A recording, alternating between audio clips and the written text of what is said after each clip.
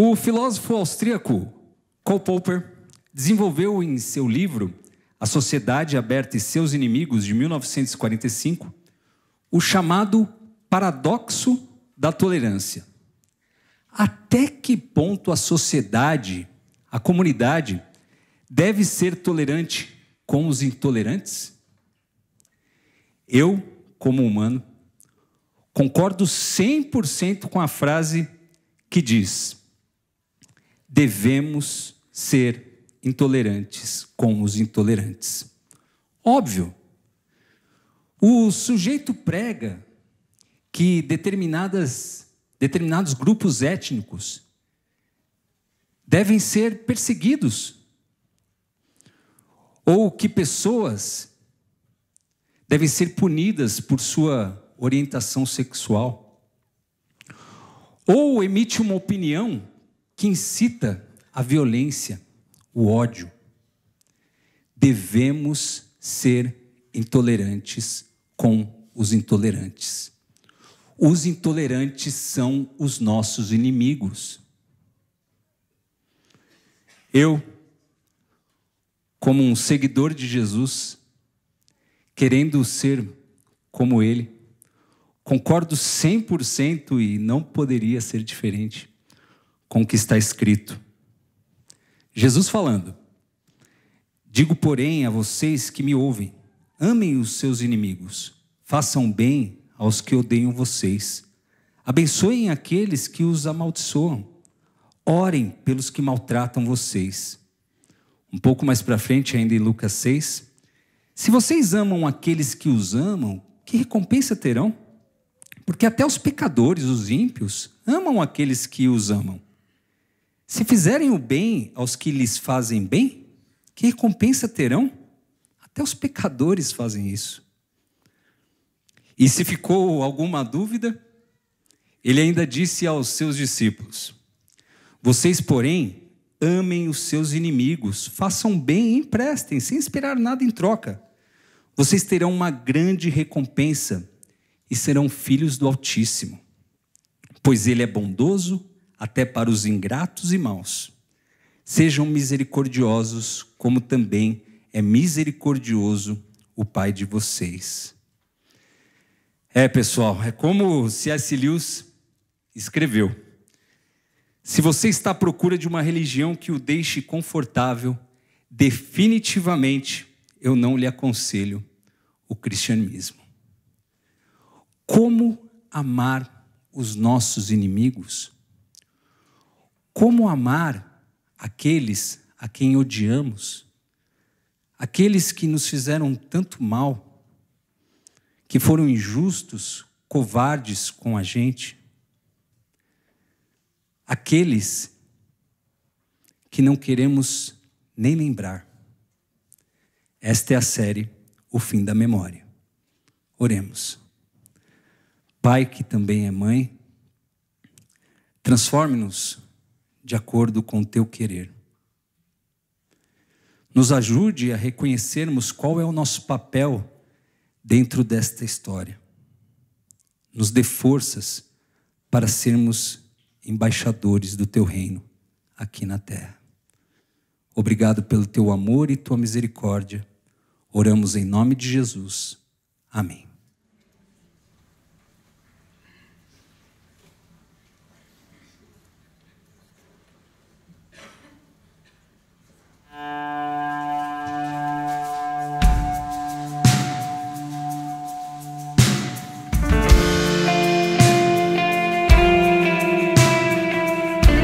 Nós amamos Ele porque Ele nos amou primeiro, nos deu dignidade em sua vida e em sua morte.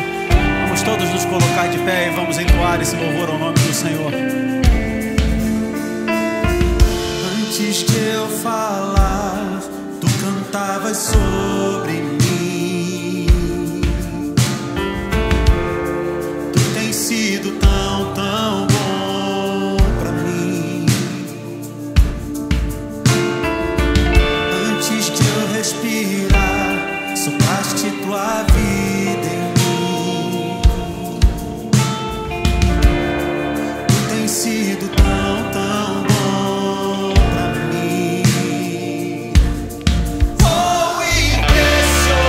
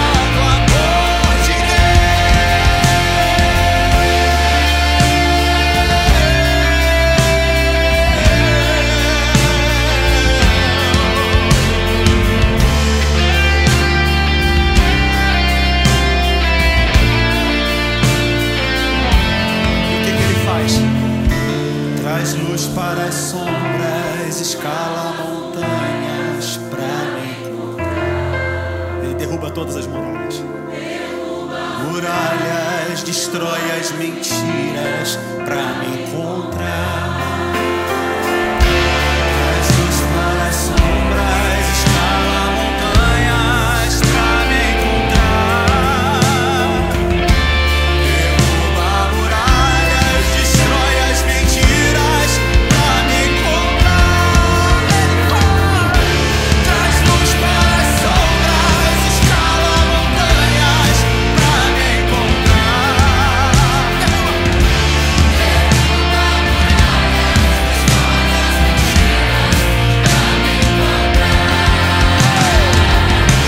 Traz luz para as sombras, escala montanhas. Derruba muralhas, destrói as mentiras pra me encontrar.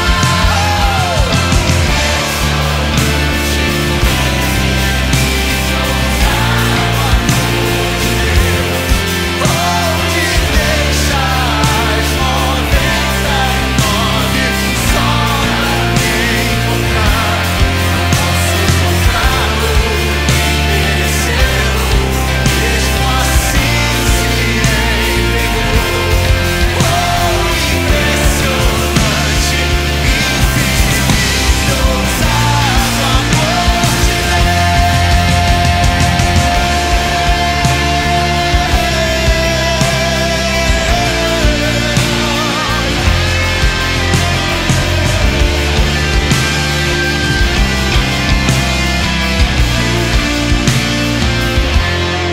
Oh, impressionante, infinito e ousado amor. O que ele faz? Oh, que deixa as 99 só pra me encontrar. Não posso comprá-lo, nem merecê-lo, mesmo assim se entregou. Oh, impressionante, infinito e ousado amor de Deus. É o amor de Deus.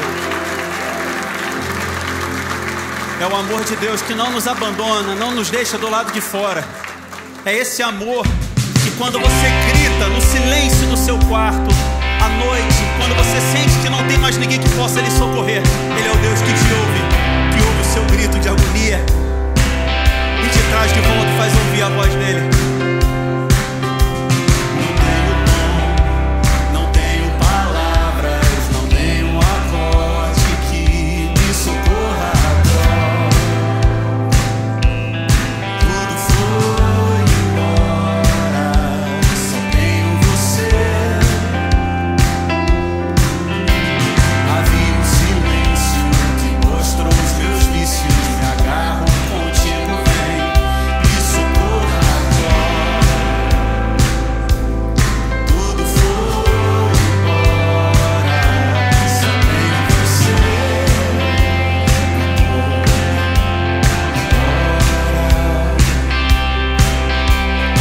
Essa não é mais uma canção de amor. Eu clamo pra ti, eu sei onde estou.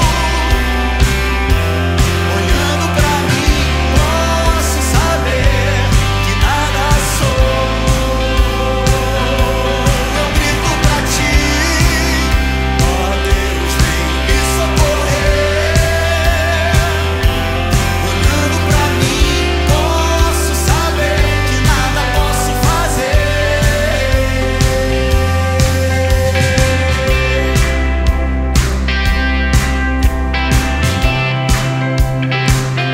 Ele é o Deus que te socorre. Não tenho dom, não tenho palavras, não tenho um acorde que me socorra agora.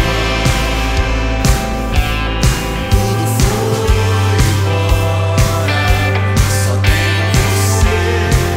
Nós só temos um Senhor. Havia um silêncio que mostrou os meus vícios. Me agarro contigo vem, me socorra agora. Tudo foi embora, só tenho você.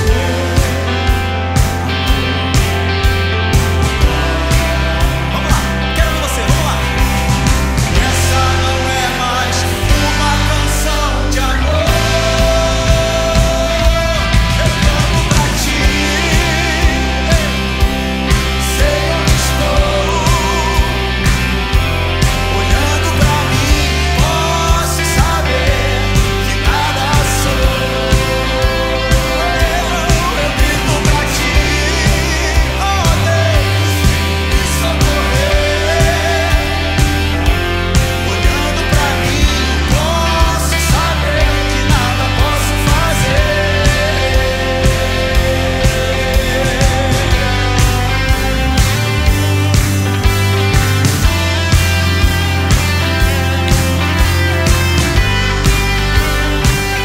Vamos lá! Oh, oh, oh. Lá, lá, lá. Quero ver você. Oh, oh, oh. Lá, lá, lá. Oh, oh, oh. Lá, lá, lá, lá. Oh, oh, oh. Lá, lá, lá. Está bonito. Oh, oh, oh. Lá, lá, lá. Oh, oh, oh. Lá, lá,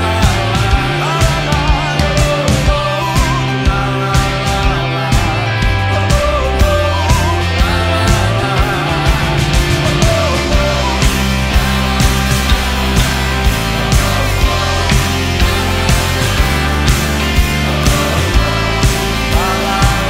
Lá, lá, lá. Eu canto pra ti. Eu sei onde eu estou, Senhor. Sei onde estou. Olhando pra mim, posso saber que nada sou. Grita pra ele. Eu grito pra ti, oh Deus, me socorrer. Olhando pra mim, posso saber que nada posso fazer.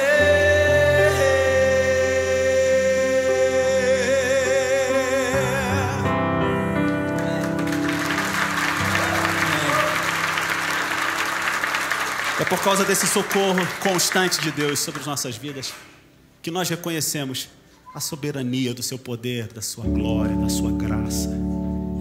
A palavra de Deus diz: digno é o Cordeiro que foi morto, que está sentado sobre o trono e que reina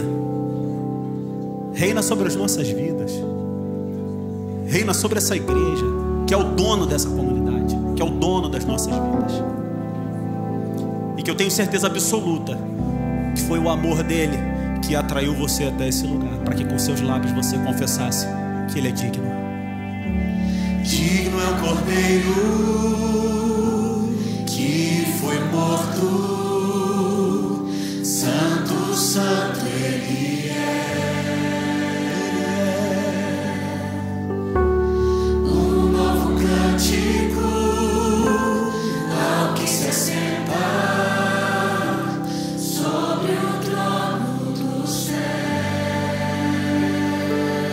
Ele é digno. Digno é o Cordeiro que foi morto, santo, santo ele é.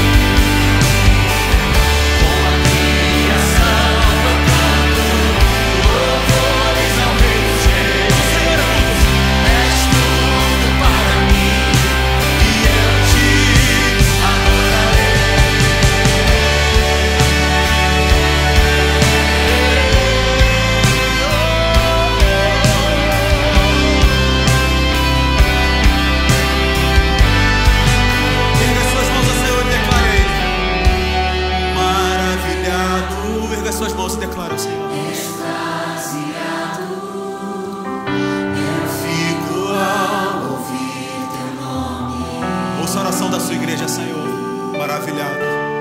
Maravilhado, extasiado, eu fico ao ouvir teu nome. O nome tem poder.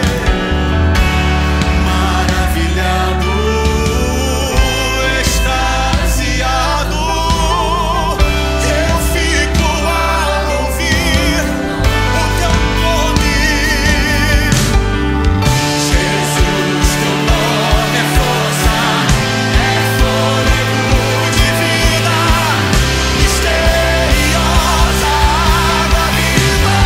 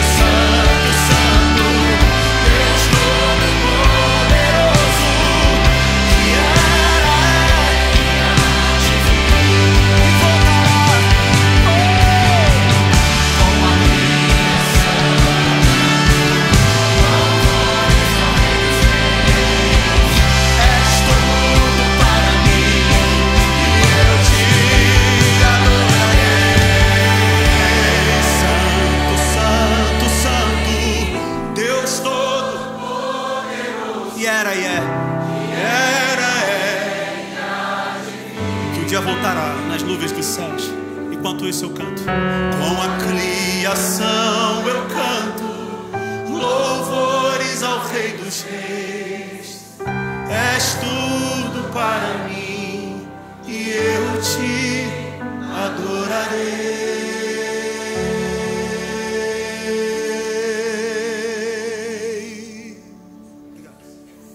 Deus maravilhoso.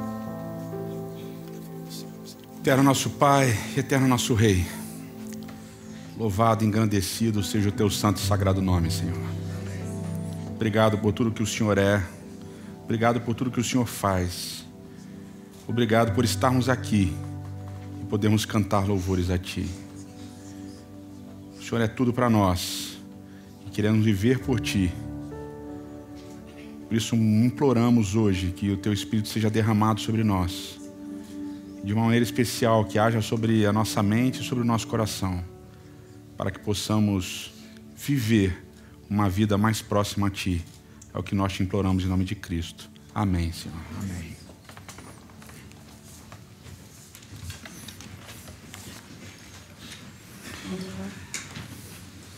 Bom sábado, muito bom receber vocês aqui no Teatro Hall, no Shopping Pátio de Higienópolis. Que legal que você veio. Sempre tem uns rostinhos conhecidos, né, que a gente vai mapeando, que geralmente sentam nos mesmos lugares. E tem sempre uns rostinhos novos também, o que é muito bom. Vocês todos são muito bem-vindos, muito bem-vindos. Eu ia falar alguma coisa, né, que eu esqueci agora, peraí. Lembrei. Semana passada eu falei, né, agradeci as pessoas que visitam a gente de vários lugares espalhados pelo Brasil, pelo mundo também. E aí o pessoal me zoou dizendo que estava aparecendo o Silvio Santos, falando das caravanas que iam assistir os programas dele, né? Então, não foi essa a intenção. Se pareceu, não foi essa a intenção. Mas aí eu quero convidar você a acessar uma pesquisa que nós colocamos ali no nosso Instagram, ali e nas nossas redes sociais. Essa pesquisa é para conhecer um pouquinho melhor você que frequenta aqui, que vem sempre aqui, você que também está em casa assistindo. Então, por favor, acesse essa pesquisa, responda essa pesquisa, porque muitas das coisas que a gente planeja fazer, a gente precisa ter um pouquinho de ideia mais concreta do que realmente está acontecendo, né? A gente tem muitas impressões do que é a galera que frequenta a comunidade, que assiste a comunidade, mas a gente queria ter um pouquinho mais de materialidade, né? Por isso essa pesquisa é tão importante. Então, se você puder, você que está em casa, você que está aqui também, acesse a pesquisa lá nas nossas redes sociais, por favor, por favor. Outra coisa também que é importante, a gente quer agradecer pelas inúmeras doações que o Instituto Sementes recebeu nas últimas semanas. Foram doações de altíssima qualidade, ajudou muita gente. Então, se vocês quiserem, continuem. Se vocês quiserem e puderem, continue ajudando o Instituto Sementes. O Instituto Sementes é uma ONG independente. Ela já tem mais de uma década, quase 2, na verdade, e promove ação social, mas não só assistencial, também promove ações sociais de cultura, de educação e assim por diante. É uma ONG séria, com muita gente séria, eu conheço todo mundo da diretoria, então, se vocês puderem e quiserem, é uma ONG que vale a pena contribuir, Instituto Sementes, a comunidade apoia 100% o Instituto Sementes, tá bom? A gente começou uma nova série semana passada falando sobre memória, e um assunto extremamente complexo, cheio de nuances, e a gente trabalhou um pouco sobre como a memória, lembrar, né? Como lembrar é importante, e por que é importante. Então a gente falou de lembrar ajuda a gente a não cair nos mesmos erros, né? Às vezes a gente gosta de cair nos mesmos erros, mas esse é outro assunto. Mas ajuda a gente a lembrar para não cair nos mesmos erros, ajuda a gente a desenvolver uma certa solidariedade com as pessoas que passaram pela mesma coisa que a gente, ajuda também a gente a reconhecer o que aconteceu na nossa vida e ajuda a gente a se curar de certas feridas, né? Mas a memória é altamente complexa, ela tem uma série de questões que confundem a nossa mente, a gente lembra do passado e essa lembrança do passado ajuda a gente a construir um pouco o nosso presente e também ajuda a gente a moldar o futuro. Mas, ao mesmo tempo, quando a gente olha para o passado, a gente molda o passado a partir do que a gente vive e a partir do que a gente quer viver também. Então, a memória tem todas essas dimensões que vão se confundir na nossa cabeça e que são complexas, né? Por exemplo, semana passada eu cometi o equívoco de mencionar a história do meu avô, dele com câncer no hospital, querendo que eu fosse pastor, etc. e tal. E na minha cabeça, essa história tinha acontecido quando eu tinha voltado de um acampamento de carnaval. Só que meu avô foi internado no segundo semestre, no mês de novembro. Então não tinha nada a ver com carnaval. Então a memória ela vai pregando peças na nossa cabeça. Primeiro porque a gente vai construindo essa memória, né? A nossa memória é uma memória que é construída também. Ela aconteceu, mas a gente constrói o que aconteceu também. E ela vai sendo moldada ou pelo nosso esquecimento, a gente esquece muita coisa, né? A gente não lembra de tudo, as coisas vão ficando e a gente não lembra detalhes. E quando a gente sai para comer com casais, assim, ou eu vou aconselhar casais, geralmente é um processo engraçado, né? Para mim. O casal, às vezes, não. Porque fala assim, como é que vocês se conheceram? É uma pergunta clássica que você faz para, né, conhecer melhor as pessoas, aí começa. A gente se conhecia em tal dia. Não conheceu em tal dia. Não, você estava com tal roupa. Não estava com tal roupa. Não, a gente fez isso. Não, a gente não fez isso. E sempre tem um que lembra e outro que não lembra, ou o que lembra meio confuso e o que não lembra diz que não é aquilo e fica uma briga. Vocês imaginam como é que funciona. E esse esquecimento, ele também vai construindo como a gente lembra das coisas. Mas não é só esquecimento. Muitas vezes, a gente também reprime memórias. Ou porque foram muito duras, ou porque a gente saiu mal na fita, e a gente vai reprimindo memórias, colocando escondido, como se aquilo não fosse afetar quem a gente é, como se não fosse afetar a nossa experiência hoje, as coisas que a gente viveu no passado e vai reprimindo. E por isso que fazer terapia é tão importante, né? Se você viveu qualquer história dura, qualquer história tensa, a terapia ajuda muito a você entender aquilo e tirar aquilo de onde você acha que aquilo ficou escondido, né? Então, sempre aconselho, talvez você não tenha passado por uma experiência traumática, mas terapia é sempre bom porque ajuda a gente a entender o nosso passado e ajuda a gente a entender o nosso presente também. Então, se vocês puderem, façam terapia. Aconselho fortemente, tá? Mas a gente também tem um processo na nossa memória que tem a ver com distorção. A gente distorce algumas coisas, às vezes conscientemente, às vezes não. São processos de memória que vão acontecendo. Eu tenho um amigo, por exemplo, muito chegado, que ele tem uma história muito interessante de táxi, né? Ele foi taxista durante um momento da vida dele e ele tem uma história bizarra de táxi. Eu já ouvi ele contar essa história de táxi umas 40 vezes e nunca é igual. São 40 vezes que essa história acontece de uma maneira diferente. Isso é normal, porque muitas vezes as histórias traumáticas elas são construídas a partir de fragmentos, e essa história é traumática. E esses fragmentos, às vezes, eles não se encontram. Mas como eu conheço bem esse meu amigo, eu sei que, às vezes, dependendo da audiência, ele dá aquela embelezada na história, né? Dá uma exagerada em certos momentos dramáticos e tal, para causar uma certa sensação na audiência, né? Então, a memória, muitas vezes, ela também é distorcida, ou propositadamente, ou sem querer. Então, acaba acontecendo que a gente não lembra exatamente aquilo que aconteceu. Por isso que não é só importante lembrar, é importante como lembrar. Como é que a gente lembra das coisas? Como é que a gente deve lembrar das coisas? E muitas vezes tem um ditado, e eu sempre erro o ditado, mas se eu errar vocês me corrijam, tá? Tem um ditado que é muito importante quando a gente fala de memória, que é o seguinte: quem bate, esquece, mas quem apanha nunca esquece. É isso, né? Eu sempre erro ditados.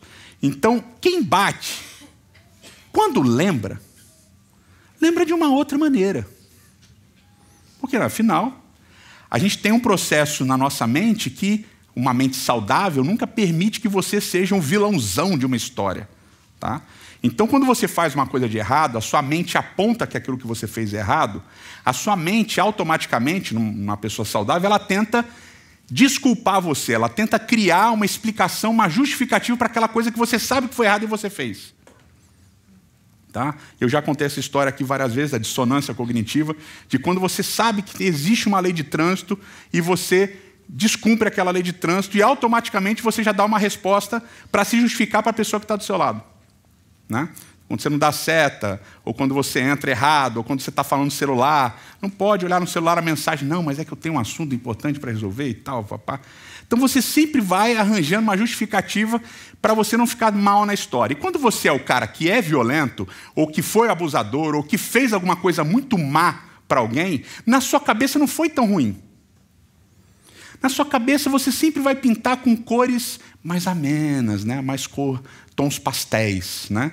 Vamos falar, vai ser tons pastéis. Você não foi tão mal, você não foi tão vil, você não foi tão violento, você não gritou tão alto quanto a outra pessoa que está falando. A pessoa, você gritou. Não, não gritei, eu só falei alto a minha voz, eu projeto a minha voz. Fiz o curso do Leonardo Gonçalves de cantar, aí eu aprendi a projetar a minha voz, eu não gritei. Porque a gente vai moldando a nossa memória para a gente não ser tão ruim nas nossas histórias. Mas quem apanha, lembra exatamente como apanhou, mas não exatamente como apanhou. Porque na nossa memória, muitas vezes de vítima, as coisas são extremamente preto e branco. O mocinho e o bandido, o oprimido e o opressor, e as coisas ficam muito claras, e parece que é muito, foi isso e ponto final, fulano é ruim, fulano é bom e ponto final. Mas as coisas nem sempre são assim.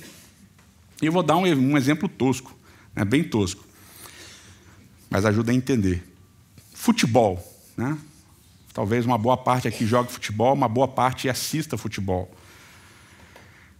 Eu já joguei futebol, por incrível que pareça, eu já joguei futebol, porque eu nunca fui sempre gordo. Eu já tive um momento que eu era magro, e eu conseguia, magro assim, entre aspas, né?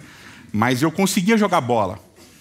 E nesses momentos que eu conseguia jogar bola, em determinada situação, eu estava na ponta direita, porque meu pé esquerdo é bom, eu acho, né? Eu achava, sei lá. A bola veio, eu matei a bola lindamente, a bola morreu ali no meu pé, tal. Eu olhei para cruzar a bola para a área. E quando eu levantei os olhos para cruzar, veio um indivíduo num carrinho violento, com os dois pés juntos, e me quebrou. E eu caí e tal, e torci o tornozelo e fiquei algumas semanas com uma botinha e tal, papá. E aí depois que isso acontece, na hora você fica bravo, e graças a Deus na hora eu não xinguei, que seria meu natural xingar o cara, mas não xinguei, porque a máscara de pastor estava ali, né? Aí eu, filho de Deus, não faça isso. Mas aí saí ali do campo, né, ajudado pelos companheiros e tal, saí de campo, e aí daqui a pouco vem aquela resenha, né, aquela resenha ali na lateral, e aí veio o cara, sempre isso acontece, quem joga futebol sabe, mano, foi mal aí, foi sem querer, não sei o que. Sem querer não, peraí, sem querer não. Você veio com os dois pés, mano, eu tava no canto, era só chegar. Ele, não, mas eu não dei carrinho. Eu falei, claro que não, eu não dei carrinho. Eu vim, só estiquei a perna assim, mas o seu tornozelo é meio frágil aí, né, torceu e tal. E aí a discussão ficou se foi carrinho ou não foi carrinho. Não é verdade? E aí a questão deixou de ser se eu tinha me machucado ou não, e passou a ser se o cara tinha me machucado de propósito ou não. E aí virou uma discussão que não tinha solução. Porque na cabeça de quem bate, as coisas nunca são tão ruins quanto na cabeça de quem apanha. E quando você bate, você se desculpa, mas quando você apanha, você não quer desculpar. E essa é uma das coisas da memória que é difícil. Quando a gente lembra de certas coisas, coisas que foram ruins para a gente, coisas que foram negativas para a gente, coisas que foram violentas contra a gente tende a lembrar com tons muito mais dramáticos do que muitas vezes realmente aconteceu. E quando você foi o que fez a violência, você tende a lembrar com tons muito menos dramáticos do que aquilo que aconteceu de fato. E tem uma história que eu sempre conto, que é uma história que eu sempre conto de uma maneira que eu fico como herói nessa história. Mas quando eu lembro de verdade, eu acesso essa memória de verdade, eu não sou tão herói dessa história assim. Eu comecei o meu primeiro mestrado, que não virou título, e eu já vou explicar por quê. E eu tinha um orientador, e a gente tinha uns atritos de vez em quando. E aí chegou a hora de eu qualificar, eu qualifiquei o mestrado. E foi uma qualificação traumática, porque me detonaram. Fui detonado de todos os jeitos possíveis e imagináveis na qualificação. Saí cabisbaixo, saí mal. E, putz, eu não tenho condições de continuar a vida acadêmica. Foi horrível.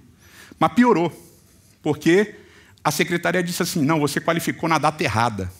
Já venceu o seu prazo, você perdeu o mestrado. Aí eu falei, e agora? Porque eu passei na qualificação, apesar de ter sido tão horrível. E agora? Como é que eu vou perder esse mestrado e tal? Aí eu mandei e-mail para o meu ex-orientador, expliquei a situação e ele simplesmente me respondeu assim, você não merece, não farei nada por você, azar o seu. E eu perdi o mestrado. Perdi o mestrado. E na minha cabeça, sempre quando eu conto essa história, eu conto assim, pô, o cara foi... podia ter me ajudado, né? O cara foi mal. E aí eu já lembro das aulas dele, eu falo assim, pô, ele era péssimo professor. E aí, quando eu penso ele sendo pai, eu falei, esse cara deve ter sido um péssimo pai. Aí, quando eu penso ele com os amigos, eu falei assim, esse cara não deve ter amigo. Não, a gente não faz isso? Quando alguém fez o mal para a gente, como é que a gente começa a pintar aquela pessoa? Aquela pessoa é ruim em tudo, o tempo todo, 100% do tempo. Ela é mal 100% do tempo. E nem sempre é assim. Né? E a gente tem aí vários relatos de Hannah Arendt falando sobre o mal, né? A ideia dos nazistas, como eles eram maus nos campos de concentração e matavam as pessoas. E aí ela fala, bom, mas esses caras, quando você vai ver a família deles, eram bons pais, bons maridos, bons cidadãos, eram bons vizinhos, levavam lixo para fora, ajudavam o próximo, não sei o que lá e tal, mas nos campos de concentração matavam as pessoas. E diziam, não, a gente estava cumprindo ordens. E ela acuia o termo banalidade do mal. Mas quando a gente sofre, para a gente o cara é ruim em tudo, o cara é mau em tudo, o cara é um desgraçado, malfeitor, violento, abusador o tempo todo. A gente tende a pintar as coisas com cores mais dramáticas. E por isso, como lembrar é tão importante. Porque quando a gente lembra de uma maneira mais perto do que é real, aquele que machuca, aquele que é violento, aquele que causa dor, aquele que promove a injustiça vai se pintar com as cores corretas. Eu fui mal, eu fui injusto, eu fui violento. E quando ele se arrepender, e se ele se arrepender, ele vai se arrepender pelo que ele de fato fez. E não soltar aquela frase famosa, né? Desculpa se eu te ofendi. Não, ele vai saber o que ele realmente fez se ele lembrar exatamente aquilo que aconteceu. Quanto mais perto do que realmente aconteceu, melhor é para o abusador, para o violentador, para o injusto, entender o que ele fez, admitir, reconhecer o que ele fez e talvez se arrepender. E, ao mesmo tempo, para aquele que sofreu a injustiça, a violência, ao lembrar mais corretamente daquilo que aconteceu, ele pode colocar em perspectiva. E aí, talvez, trabalhar o que a gente falou aqui, durante a série de Jonas, trabalhar a possibilidade de haver um espaço para aceitar o arrependimento do outro. Porque isso é, na verdade, o que acontece com Jonas. E a gente estudou Jonas durante um mês. Jonas, ele não aceita a possibilidade de que o outro possa se arrepender. Ele não quer que o outro se arrependa. Ele não deixa espaço para esse arrependimento do outro. Mas para que haja reconciliação da nossa memória com aquilo que de fato aconteceu, a gente precisa estar minimamente disposto a aceitar que pode, talvez, haver arrependimento. E como isso vai acontecer? Bom, Paul Ricoeur, que é um cara extremamente interessante de ler, e se eu estiver falando errado em francês, você já me corrige depois, manda lá um áudio no WhatsApp, fala, você falou errado e tal. Mas eu falo Paul Ricoeur. Tem um livro dele que é um calhamaço, chama Memória, História e Esquecimento, e que é fenomenal. Eu acho que entendi algumas coisas, mas não entendi tudo, que é um livro muito difícil. E ele fala de basicamente 2 tipos de memória. E como essas memórias vão ser retratadas e tal, papai, e depois ele trabalha a questão do esquecimento. E no final ele fala de perdão, que é muito interessante, né? O epílogo é sobre perdão, mas enfim. E ele fala da memória passiva e da memória ativa. A memória passiva ela é uma memória que acontece sem que a gente tenha muito controle. E ela acontece muitas vezes despertada por gatilhos, né? Gatilhos que estão, a palavra famosa hoje, né? Está na moda, gatilhos que estão ao nosso redor. Então não é que você acessou aquela memória veio na sua mente aleatoriamente por alguma coisa que você está experimentando. Então tem muito a ver, por exemplo, com cheiro, com gosto, com lugar. Então às vezes você chega num lugar e fala assim, eu já estive aqui. De repente vem a memória de que você esteve ali fazendo isso, fazendo aquilo, não sei o que lá. Cheiro, esse cheiro é o cheiro da comida da minha mãe. Não é que você acessou aquela memória, a memória veio por uma circunstância externa a você. E essa memória é uma memória que a gente não tem muito controle. E é por isso que quando certas pessoas falam certas coisas, sem perceber, a outra que está ouvindo, ela às vezes se emociona, às vezes ela chora, às vezes ela fica meio estranha, porque com certeza alguma coisa que foi falada despertou alguma memória que ela não estava preparada para aquela memória. Isso já aconteceu comigo algumas vezes. E teve uma vez que eu e a Vanessa estava vendo um filme meio de comédia romântica e eu chorei no filme. Eu choro muito, eu sei. Mas assim, nesse filme não tinha nada a ver eu chorar. Mas teve uma circunstância, uma situação no filme que me deu um gatilho de alguma coisa. E aquilo me emocionou. Então essas memórias passivas, elas são muito complexas da gente lidar com elas, porque elas surgem, elas brotam. E elas fazem a gente reviver a dor e circunstâncias de dor que a gente sofreu sem que a gente espere. Isso mexe muito com a gente. Mas Ricoeur, ele fala também da memória ativa. A memória ativa é aquela memória que você conscientemente acessa. Você quer se lembrar de alguma coisa, você precisa lembrar de alguma coisa. E é isso que faz as pessoas irem bem em provas ou decorarem as coisas, que elas acessam, elas sabem acessar a memória e trazer as histórias e trazer as coisas de lá. Então o Ricoeur vai falar que essa memória ativa, ela é muitas vezes aquilo que a gente consegue acessar e usar. Usar na nossa vida, no nosso dia a dia, nas coisas. É uma memória mais controlada. Então, a ideia dessa memória ativa ela é mais do que apenas relembrar, ela é uma ação, porque você está indo atrás dela e trazendo ela. E geralmente, quando você faz isso ativamente, ou seja, você vai atrás da história, você vai atrás de um ângulo daquela história, um ângulo daquela situação. E você traz aquele ângulo, e aquele ângulo vai ser uma construção que você vai fazer em cima.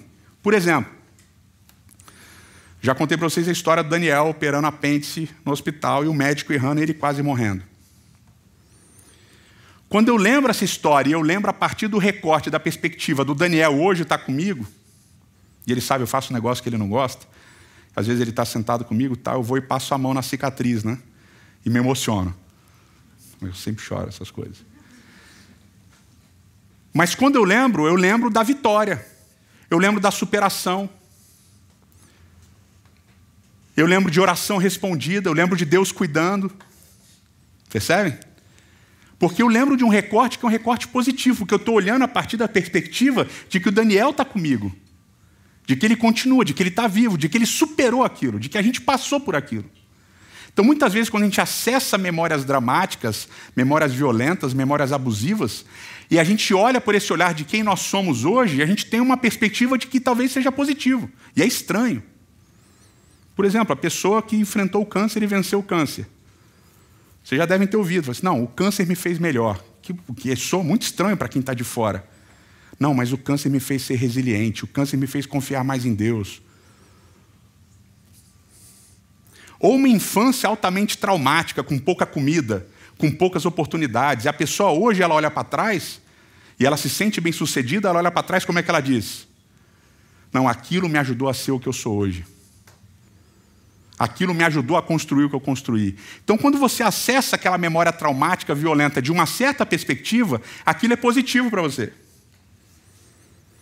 Mas muitas vezes que a gente acessa memórias traumáticas pelo recorte negativo daquela história traumática, a gente não só revive a dor, como a gente continua pintando as coisas com cores muito negativas. Por exemplo, quando eu olho para a cirurgia do Daniel, o Daniel foi operado no domingo de manhã. E quando eu lembro do médico falando que a cirurgia tinha dado errado, eu lembro dele falando meio com uma voz confusa. E na minha cabeça eu criei uma associação. Não, esse cara saiu ontem à noite, bebeu, foi para uma festa, chegou hoje meio alto e operou o Daniel, por isso que ele fez essa maluquice aqui.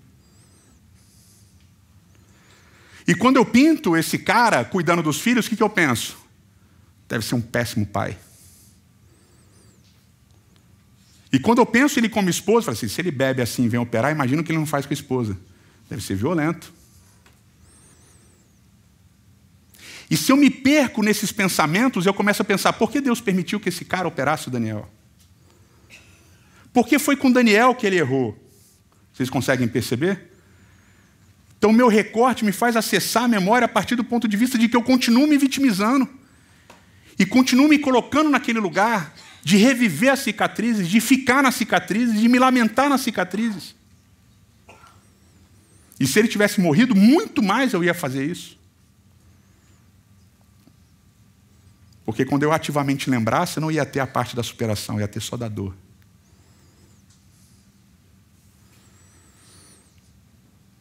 E é por isso que muitas pessoas que vivem o luto, elas têm dificuldade de sair do luto. Porque elas continuam naquele lugar de perda, de derrota. E toda vez que elas lembram, elas voltam para aquele lugar. Então, como superar isso? Como superar essas memórias? Como superar essa dor? E aí duas coisas precisam acontecer. E são extremamente importantes. Principalmente para as memórias das violências sofridas, das dores sofridas, dos abusos sofridos. O primeiro é que alguma coisa fora de você precisa acontecer. Alguma coisa externa a você precisa acontecer, que não tem a ver com a sua memória, mas que tem a ver com o reconhecimento das pessoas acerca da sua memória. As pessoas precisam ouvir a sua história, ouvir as suas lembranças, e elas precisam validar você. Elas precisam reconhecer o sofrimento que você passou. Elas precisam tentar entender o seu sofrimento e validar o seu sofrimento, validar a sua dor. Sua família, seus amigos, sua comunidade precisa entender, reconhecer que você sofreu, que você foi machucado. Então a memória, a sua memória da dor que você sofreu, precisa ser coletivizada. Por quê? Porque só assim, aquele que te fez sofrer vai entender coletivamente que ele te fez sofrer. Que ele foi violento, que ele foi abusivo. E só talvez assim possa haver arrependimento verdadeiro da parte dele ou deles. Mas antes precisa haver um reconhecimento. Sabe aquela história do corpo que a gente falou já também esse ano? Aquela história de quando um membro do corpo sofre, todos sofrem. Então o que precisa haver coletivamente é um entendimento do sofrimento do outro, a partir da memória daquilo que ele passou. Então a comunidade precisa abraçar essa memória individual do sofrimento e da dor e dizer, nós estamos do seu lado. Eu fui abusado, eu sofri violência, eu sofri racismo, eu sofri homofobia. A comunidade precisa acolher o seu sofrimento. Porque quando a comunidade acolher o seu sofrimento, você vai se sentir seguro para começar um processo de cura interna. Mas precisa primeiro haver um reconhecimento externo a você de que você realmente passou por esse sofrimento, de que realmente você foi vítima. Mas infelizmente a maior parte das vezes o que acontece em comunidade é o oposto. E quando a pessoa conta uma história como, por exemplo, sofri racismo no metrô. Ah, isso é mimimi, não foi isso, não tem nada a ver. Não, eu sofro homofobia. Não, isso é mimimi. Não, as pessoas não têm nada a ver. Eu tenho um chefe abusivo. Não, todo chefe é assim, para de mimimi. Quando a comunidade não reconhece a sua dor e o seu sofrimento e a injustiça que você sofreu, se torna quase impossível o caminho de cura da memória interna.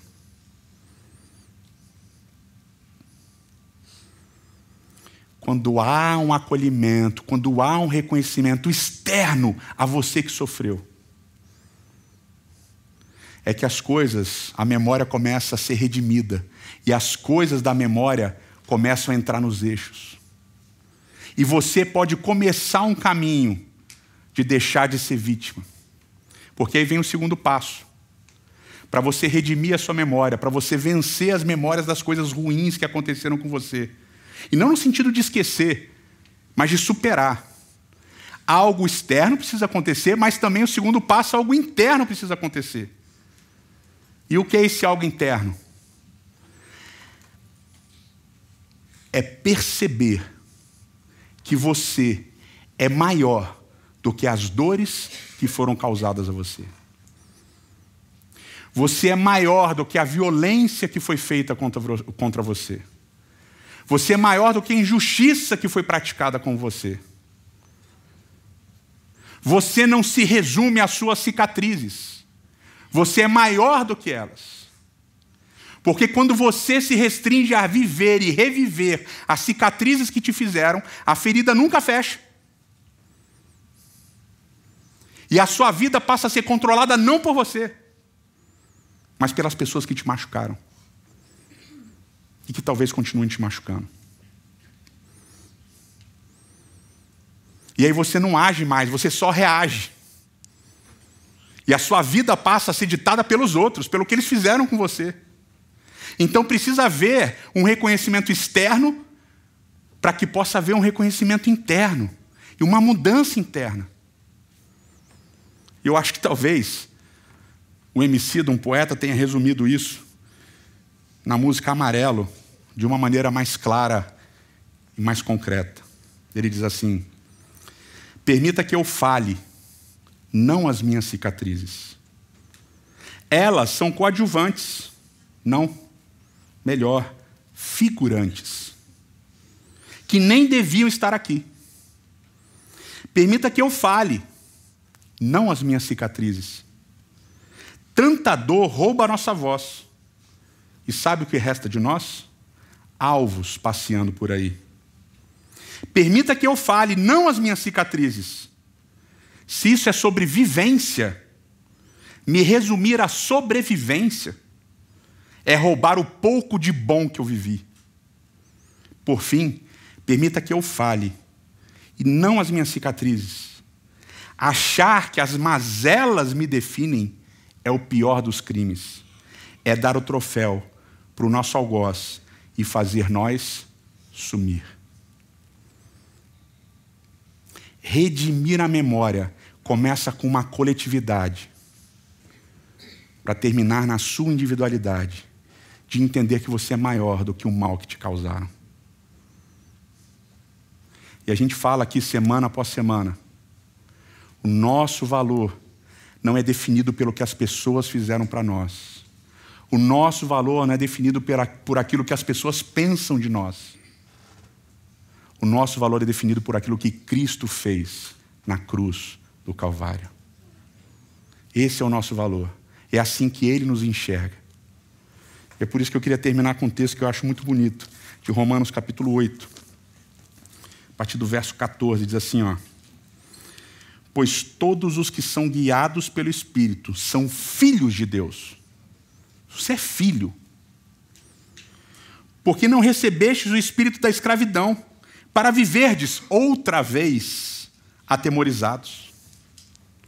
Quando a gente recebe o Espírito, quando a gente vive pelo Espírito, a memória daquilo que fizeram com a gente não vai continuar aterrorizando a gente. Porque a gente entende que a gente é maior do que as cicatrizes que fizeram. E ele diz: mas vocês receberam o espírito de adoção, baseado no qual clamamos, Abba, Pai. O próprio Espírito testifica com o nosso espírito que somos filhos de Deus. Ora, se somos filhos, somos também herdeiros. Herdeiros de Deus e co-herdeiros com Cristo. Se com Ele sofremos, também com Ele seremos glorificados. Para redimir a sua memória, você precisa fazer parte de uma comunidade que sofra com você, que entenda e aceite o seu sofrimento, que valide os seus sentimentos, para que essa memória dolorosa, doída, possa começar a ser reparada. E para que você entenda de uma vez por todas que as cicatrizes que você recebeu, que você sofreu, não são maiores do que o amor de Cristo por você. Eterno nosso Pai, eterno nosso Rei.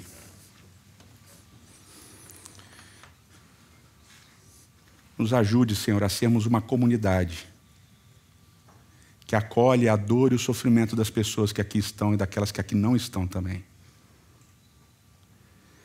Que seja uma comunidade que busque a solidariedade da dor e do sofrimento, para que a gente possa iniciar um caminho de cura individual e depois coletiva das dores e das cicatrizes que nós sofremos. Que o Teu Espírito guie a cada um de nós na busca por entendermos e sermos maiores do que as cicatrizes que recebemos. Se porventura, Senhor, fizemos mal, nos ajude a buscar também arrependimento verdadeiro e genuíno. Porque, Senhor, não devemos, não podemos esquecer que em Ti somos filhos amados, que o nosso valor é medido pelo sangue que Cristo Jesus, o Teu Filho, verteu na cruz. Que, portanto, Senhor, cada um de nós, com memórias ruins, dolorosas, tristes, somos a menina dos Teus olhos. Que em Cristo sejamos maiores que os nossos algozes. É o que nós imploramos em nome de Cristo. Amém, Senhor.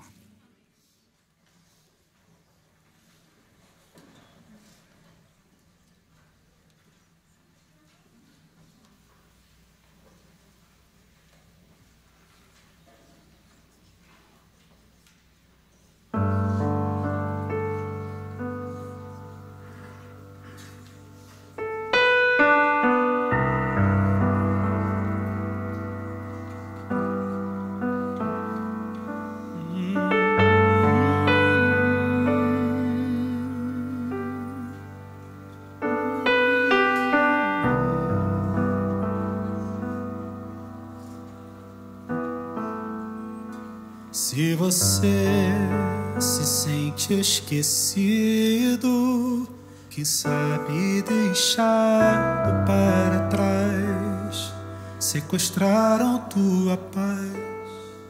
Pode ser que não reconheçam teu jeito de amar, a tua cor, tua origem, teu valor. Saiba que tua dor não foge aos olhos de quem te amou primeiro. Ouça bem, teu valor está no que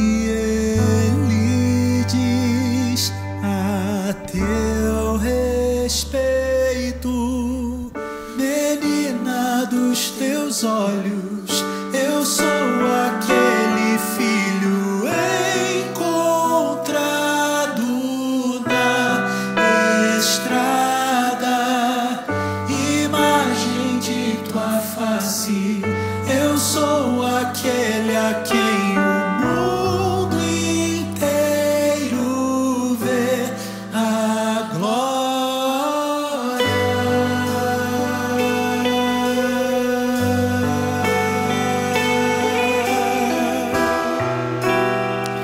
Ele é o Deus que te vê, que te conhece.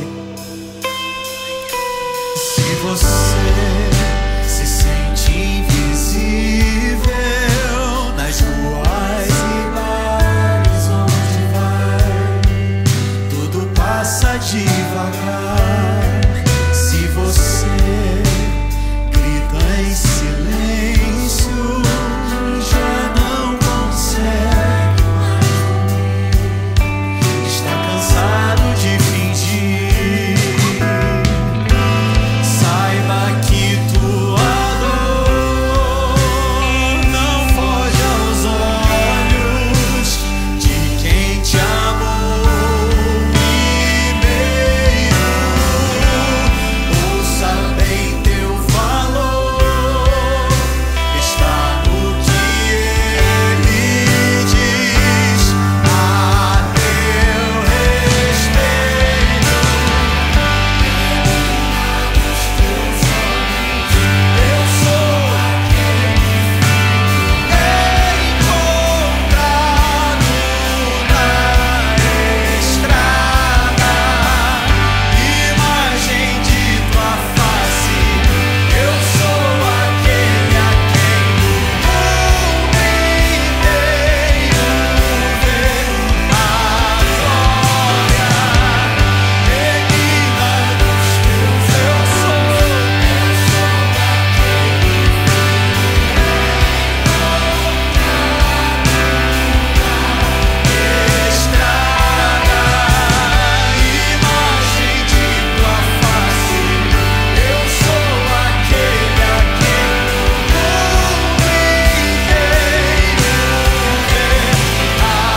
eu sou aquele a quem o mundo inteiro vê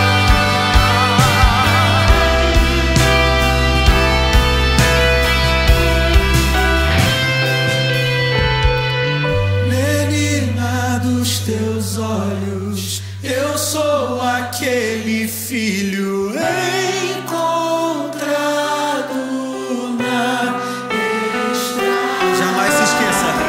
Imagem de tua face, eu sou aquele a quem o mundo inteiro vê a glória. Imagem de tua face, eu sou aquele a quem o mundo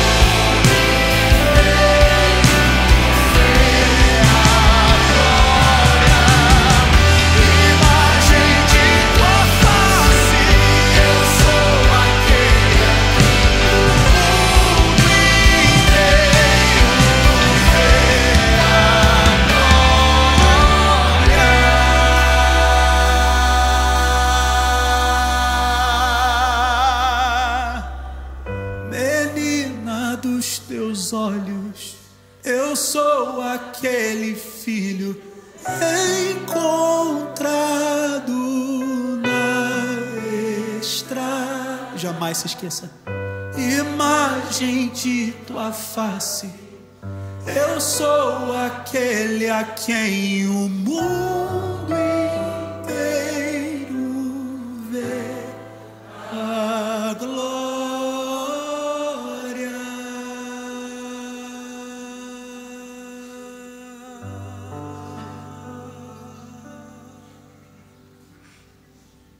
Que o Senhor te abençoe e te guarde. Que o Senhor faça brilhar o seu rosto sobre ti e tenha misericórdia de ti. Que o Senhor sobre ti levante seu rosto e te dê a paz. Amém. Bom sábado para todos e até semana que vem.